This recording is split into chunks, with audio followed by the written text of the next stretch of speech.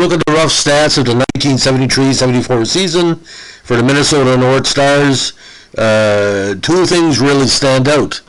They had a very, very rough start to the season, a very rough end of the season, and other than that, they played pretty well 500 hockey, but they finished 7th place in the weakest division of the NHL that year, despite the fact that the great Bill Goldsworthy, Goldie, almost scored 50 goals that year. So we're going to break down the season a little bit and talk about the malaise that really found him for most of the campaign. Now, he finished the season 23, 38, and 17 with a negative 40 on the goals for, goals against. Goldsworthy scored 48 goals. He was coming off probably the best period of his career, played in the Canada Cup. Well, what turned the Canada Cup, the Summit Series against the Russians in 72, had some rough games, but, had good momentum. Again, scored 48 goals that year, but Dennis Hextall, of all people, was the big playmaker. He had 62 assists and led the team with 82 points. Danny Grant also had a good campaign. We'll go on that in a second. But the big problem for the Stars, I think, had to do with two things. They had Gump Worsley as the backup, where he could give a younger player a chance. And although C.J. Maniego was solid, they didn't do too well on the defensive side. It wasn't the goalie's fault. Most games were giving up 4 or 5 goals while only scoring 1. There was, I think, more than a dozen occasions where you scored two goals or less in a loss, and giving up 3 or 4 doesn't work. Now again, when I say weakest division, they had the Flyers that had 112 points, Chicago 105, from there was mediocre. LA barely played 500 hockey. Atlanta was 34 and 14. Pittsburgh was 28, 41 and 9, didn't make the playoffs. St. Louis 26, 40 and 12, and California 13, 55 and 10. So despite being a very weak division, they couldn't take advantage. Now let's, when you look at the rough statistics this year regarding Minnesota, again, Dennis Hextall, the pride of Red Lake, had 20 goals and 62 assists. Danny Grant always had a strong campaign in the mid-70s. He had 29 goals and 64 points. And the great skaters, Jean-Paul Parise, Freddie Stanfield, and Jude Drouin, Murray Oliver, and Buster Harvey put up competent numbers. JP had 55 points. Stanfield had 44 points. Jude had 19 goals and 43 assists. Murray, the veteran, had 37 points, including 17 goals. And the pride of New Brunswick, Buster Harvey, had 33 points in 72 games. But it tells a tale, ladies and gentlemen, where Goldsworthy scored 73 points in 74 games and was only a +3, so you can imagine the rough numbers. But what really hurt them, I think, deep down, with Barry Gibbs, Lou Lanny, Gary Bergman, Tom Reed, Dennis O'Brien, Fred Barrett, and Chris Ahern's and Teddy Harris on defense, it was a bad mixture of youth and experience, and it really didn't work out.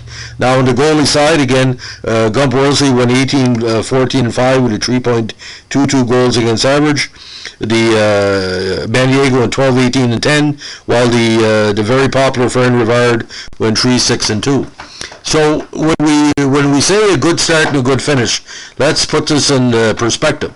They didn't win a game in October. They went the whole month of October going 0-4, 0-5, and 6.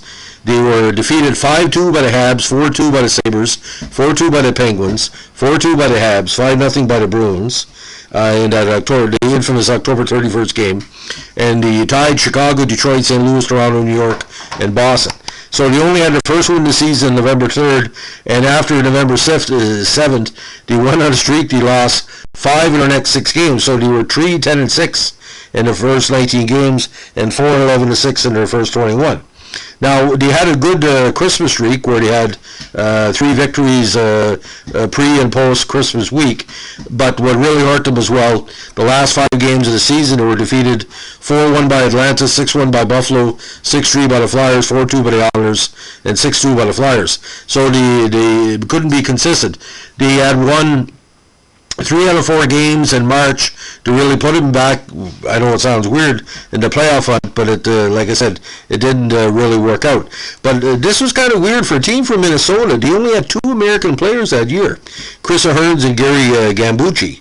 And, GM Red Blair and coach Jack Gordon Parker McDonald did their best in the talent that he had, but he should have drawn a lot more American players into the mix.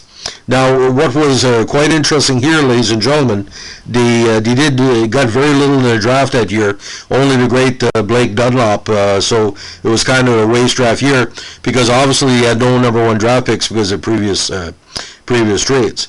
Now, Minnesota, obviously, within 5 or 10 years, this sounds kind of bizarre to say it, but it became a Stanley Cup contender.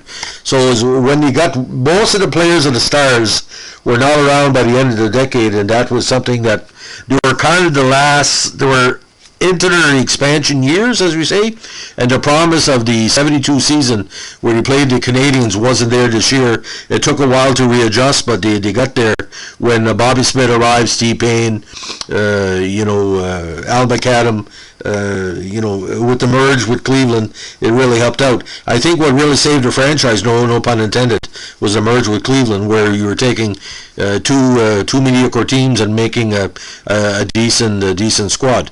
But like I said, Goldsworthy did have an opportunity those last 5 games to reach the 50 mark, but as a lot of people know, over the last five games, he only scored 11 goals. And what really hurt them, of course, that 4-1 loss to Atlanta on March 30th, because that basically secured Atlanta's, first round game against the first round series against the Flyers. So, thanks for listening. Have a good day. Bye.